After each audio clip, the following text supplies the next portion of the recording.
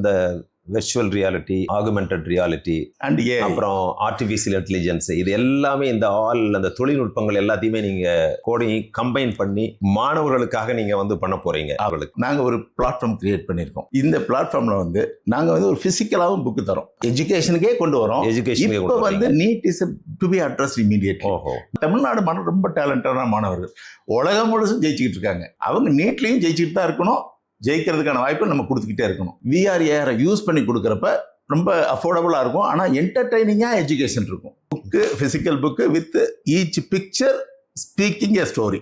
ஒவ்வொரு டயக்ராமும் கதை சொல்லும் அப்படின்ற மாதிரி கொண்டு வந்திருக்கோம். இப்போ நாங்கள் இதில் வந்து ஒரு 10,000 MCQs இதில் கொடுத்துருக்கோம். MCQs 10,000ன்றது வந்து எல்லா சாப்டர் வைஸாக, சிலபஸ் வைஸாக, சப்ஜெக்ட் வைஸாக அப்படின்ற மாதிரி கொண்டு வந்திருக்கோம். இப்போ எட்எக்ஸாரோட லேர்னிங் ப்ராசஸை கோ த்ரூ பண்ணும்போது உங்கள் ஏஆர் அண்ட் விஆர் சிமுலேஷன்ஸை யூஸ் பண்ணி லேர்னிங் மாடல் வந்து கிரியேட் பண்ணியிருக்காங்க.